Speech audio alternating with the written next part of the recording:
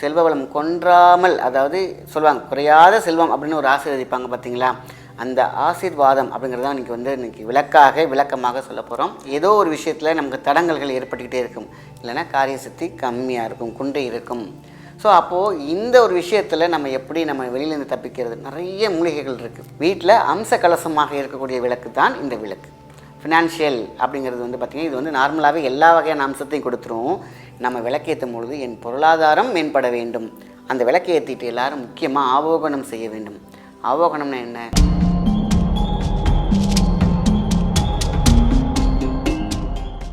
வணக்கம், உங்கள் மாயன் செந்தில்குமார். இன்றைய பதிவு மிக முக்கியமானது. இன்றைக்கி செல்வ செழிப்பு அதிகரிக்கிறதுக்கான ஒரு அற்புதமான ஒரு விளக்கேற்று முறை தான் பார்க்க போகிறோம். இன்றைக்கி செல்வம் சார்ந்த நிறைய டிப்ஸ் சொல்லிக்கிட்டு இருந்தாலும் யாருக்காவது ஏதாவது ஒரு டிப்ஸ் யாருக்காவது கிளிக் ஆகணுங்கிற ஒரு எண்ணம் தான். நிறைய விஷயங்கள் நம்ம முன்னோர்கள் பார்த்து பகுத்தறிந்து இந்த விஷயத்தில் இந்த மாதிரி பண்ணால் நம்மளுடைய செல்வ வளம் பெருகும், செல்வ வளம் கொன்றாமல், அதாவது சொல்லுவாங்க குறையாத செல்வம் அப்படின்னு ஒரு ஆசீர்வதிப்பாங்க பார்த்தீங்களா, அந்த ஆசீர்வாதம் அப்படிங்கிறது தான் இன்றைக்கி விளக்கமாக சொல்ல போகிறோம். ஸோ இது விளக்கேற்று முறையில் வருது. இது வெள்ளிக்கிழமை ஏற்றக்கூடிய ஒரு அற்புதமான விளக்கு. நீங்கள் வீட்டில் எத்தனையோ விளக்கு ஏற்றிட்டு இருப்பீங்க. அந்த விளக்கில் இந்த விளக்கு ரொம்ப முக்கியமான விஷயம். துன்பத்தை விளக்கும். அதேமாரி நம்மக்கிட்ட இருக்கக்கூடிய ஃபினான்ஷியல் வரத்திற்கு பார்த்திங்களா, அது கட் பண்ணும். அதான் பார்த்திங்கன்னா பீடை அப்படின்னு சொல்லுவாங்க. இல்லைனா நம்மளுடைய நெகட்டிவிட்டி, இல்லைனா ஏதோ ஒரு விஷயத்தில் நமக்கு தடங்கல்கள் ஏற்பட்டுக்கிட்டே இருக்கும், இல்லைனா காரிய சக்தி கம்மியாக இருக்கும், குண்டை இருக்கும். ஸோ அப்போது இந்த ஒரு விஷயத்தில் நம்ம எப்படி வெளியிலேருந்து தப்பிக்கிறது? நிறைய மூலிகைகள் இருக்குது. அந்த மூலிகைகளில் நமக்கு தேவையான 3 மூலிகைகள். ஒன்று சென்னாய் உருவி, அதாவது நாய் உருவி இல்லைன்னா சென்னாய் உருவி. நாட்டு மருந்து கடையில் அது அரிசியாகவே கிடைக்கிது. சென்னாய் உருவி அதை நீங்கள் கொஞ்சம் எடுத்து வச்சுக்கிறீங்க. அதெல்லாம் ஒரு ஸ்பூன் எடுத்துக்கலாம். சென்னாய் உருவி, கார்போக அரிசி, பச்சரிசி, இந்த 3 ரொம்ப முக்கியமான விஷயம். எல்லாத்துலேயுமே ஒரு டீஸ்பூன் போட்டு நல்லெண்ணெயில் நம்ம விளக்கேற்ற போகிறோம், அவ்வளோதான். இதில் நாயுருவிக்கு இணையான ஒரு சக்தி எதுவுமே கிடையாது. அவ்வளோ பெரிய ஒரு மகாலட்சுமி அம்சம்னா நாயுருவி அப்படின்னு சொல்லுவாங்க. நாயுருவி அப்படிங்கிறது பார்த்திங்கன்னா, நம்ம காட்டுக்குள்ளே நடக்கும்போது பார்த்திங்கன்னா நம்ம சட்டையிலலாம் ஒட்டியிருப்பாங்க, சின்ன வயசில் எல்லோரும் பார்த்துருப்பாங்க. அந்த நாயுருவி அரிசி இப்போ நாட்டு மருந்து கடையிலே கிடைக்கிது. நீங்கள் போய் நாயுருவி அரிசி, சென்னாய் அருவி கிடைச்சாலும் சரி, சிவப்பு கலரில் இருக்கும் அந்த இது, இல்லைன்னா நார்மலாகவே இருக்கும். ஸோ இதை நீங்கள் சென்னாய் உருவி அப்படின்னு கேட்டாலே தருவாங்க. இல்லைனா உங்களுக்கு பார்த்திங்கன்னா அந்த குச்சாவே கூட வச்சுருப்பாங்க, அதை எடுத்து நம்ம எடுத்துக்கலாம், தப்பு கிடையாது. இந்த சென்னாய் உருவி அவ்வளோ பெரிய மகாலட்சுமி அம்சம் உடையது. ஸோ அதை தான் என்ன பண்ணுறோம், நம்ம இப்போ இந்த விளக்கில் நல்லெண்ணெயில் எடுத்து அதிகாலையில், அதாவது நம்ம இதில் கொஞ்சம் சிரமப்படுற விஷயம் என்னென்னு கேட்டிங்கனாக்கா, இன்றைக்கி எவ்வளோ பேருக்கு நல்ல வேலைகள்லாம் இருக்கும். அதனால் அந்த பிரம்ம முகூர்த்தத்தில் மட்டும் ஏற்ற வேண்டிய ஒரு இருக்கும். காலையில் கொஞ்சம் ஏந்திரிச்சு, அதில் தான் சில பேருக்கு ஐயோ காலையிலே எழுந்திரிக்கணுமா அப்படிங்கிற விஷயம் நிறைய பேர் இன்றைக்கி இருக்குது. ஏன்னா நைட் ஷிஃப்ட் ஒர்க் பண்ணுறாங்க, நிறைய இடத்துல போகிறாங்க. காலையில் எழுந்திரிக்கிறதுக்கான ஒரு விஷயம் இன்றைக்கி பார்த்திங்கன்னா ரொம்ப குறைவாக இருக்கிறது. ஆனாலும் வெள்ளிக்கிழமையில் கொஞ்சம் நம்மளுடைய பொருளாதார உயர்வுக்காக நம்ம ஏந்திரிச்சு வெள்ளிக்கிழமை மட்டும் மண் விளக்காக இருந்தால் ரொம்ப நல்லது. இல்லாத பட்சத்தில் நீங்கள் எந்த விளக்கு வேணால் ஏற்றுங்க. ஆனால் மண் விளக்கு மிகவும் ஏற்றது. புதுசாக ஒரு விளக்கு ஏற்றிக்கோங்க. அதுக்கப்புறம் தொட்டு வெள்ளிக்கிழமை அப்படி ஏற்றிக்கிட்டே வரலாம். இப்போது நம்ம ஏற்றக்கூடிய அந்த நேரம் பிரம்ம முகூர்த்தம், இந்த 4 to 5 ஏற்ற வேண்டிய ஒரு விஷயம். சும்மா ஜஸ்ட் ஒரு 10 நிமிஷம் அந்த விளக்கு எரிஞ்சாலே போதும். நீங்கள் அதுக்கப்புறம் நீங்கள் ஒரு 1/2 hour 1 hour எரிய வைக்க வேண்டியது உங்களுடைய நீங்கள் எப்படி டைம் பொறுத்திருக்கோ அந்த மாதிரி வச்சுக்கலாம். நல்ல விளக்கு கொஞ்சம் பெரிய விளக்காகவே எடுத்துக்கோங்க. சில பேர் ரொம்ப குட்டியாக எடுத்துட்டிங்கன்னா நம்ம போடக்கூடிய மூலிகைகள்லாம் போட்டோம் வச்சுங்க இல்லையா, அதை அடைச்சிடும். அப்போ எண்ணெய் பற்றாது, அதனால் லைட்டாக தான் எரியும். நல்லா கொஞ்சம் பெரிய விளக்காக எடுத்துக்கிட்டு அதில் நல்லெண்ணெய் போட்டு ஒவ்வொரு டீஸ்பூன் உள்ளே போட்டாலே போதுமான விஷயம். பச்சரிசி, அதுதான் பார்த்திங்கன்னா பச்சரிசி எதுக்கு இணையானது? எல்லா சக்திகளையும் வர வைக்க வேண்டியது. அதனால தான் எல்லாமே பார்த்திங்கன்னா பச்சரிசியில் கும்பம் வைக்கிறது, பச்சரிசியில் எல்லாமே மாவிளக்கு போடுறது, இப்படி பல விஷயங்கள் இருக்கும். இப்போ பச்சரிசி, கார்போக அரிசி, எல்லோரும் சொல்லுவாங்க கார்போக அரிசி என்ன செய்யும்? கார்போக அரிசி தான் 5 பூதங்களையும் இழுத்து பண்டகர சக்தி அப்படின்னு சொல்லுவாங்க. அதாவது பஞ்சாட்சர சக்தின்னு சொல்கிற மாதிரி பண்டகர சக்தி அப்படிங்கிறது நம்ம முன்னோர்களையும் நம்மளுடைய ஆதி தெய்வத்தையும் இஷ்ட தெய்வத்தையும் குளிர வைக்கக்கூடிய, அழகாக இழுத்துனா நம்ம அன்போடு வர வைக்கக்கூடிய விஷயங்கள், அதாவது வரவழைக்கக்கூடிய விஷயம். இந்த தெய்வ இழுப்பு அப்படின்னு சொல்லுவாங்க. அதனால தான் அந்த இழுக்கிறது அப்படி சொன்னேன்.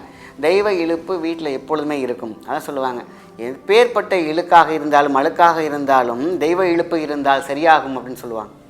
அதனால தான் கார்போக அரிசி அவ்வளோ ஒரு சிறந்த ஒரு விஷயம். எப்பேற்பட்ட வியாதியையும் தீர்க்கக்கூடிய விஷயம். ஒளி விளக்காய் அகல் விளக்கில் இருக்கும் பொழுது கார்போக அரிசியை இட்டு விளக்கேற்றினால் எப்பேற்பட்ட வியாதியும் தீரும். அதான் சொல்லுவாங்க. அதாவது ரொம்ப நாள் படிந்திருக்கக்கூடிய அழுக்கென்ற கரை, தடை என்ற கரை, நம்ம பீடை என்ற கரை, அதாவது எல்லா வகையான சபட்சங்களும் இருந்தாலும் சுபட்சங்களும் இருந்தாலும் அங்கே வந்து அபநிகழ்வுகளே நடந்துக்கிட்டு இருக்கிற வீடு இருக்குது பார்த்தீங்களா, அதான் இருண்ட வீடு அப்படின்னு சொல்லுவாங்க. அந்த இருண்ட வீடு எப்பொழுதும் அகல் திரண்ட வீடாக இருக்க வேண்டும். அகல் விளக்கு நம்ம எரிஞ்சிக்கிட்டே இருந்துச்சுன்னா அகல் திரண்டு இருக்கும். எல்லாம் திரண்டு இருக்கும். பால் திரண்டு இருந்தால் எப்படி இருக்கும், சூப்பராக. அந்த மாதிரி வீட்டில் அம்ச கலசமாக இருக்கக்கூடிய விளக்கு தான் இந்த விளக்கு. ஃபினான்ஷியல் அப்படிங்கிறது வந்து பார்த்திங்கன்னா இது வந்து நார்மலாகவே எல்லா வகையான அம்சத்தையும் கொடுத்துரும். நம்ம விளக்கேற்றும் பொழுது என் பொருளாதாரம் மேம்பட வேண்டும். அந்த விளக்கை ஏற்றிட்டு எல்லோரும் முக்கியமாக ஆவோகனம் செய்ய வேண்டும். ஆவோகனம்னா என்ன? எப்பொழுதுமே விளக்கேற்றினா இந்த விஷயத்தை செய்யணும். விளக்கேற்றும் பொழுது செய்யும்போது பார்த்திங்கன்னா மேலே ஏற்றி விடணும். கையை விளக்கு எரியுதுன்னா அப்படியே மேல் நோக்கி அந்த இதை ஏற்றி விடணும்.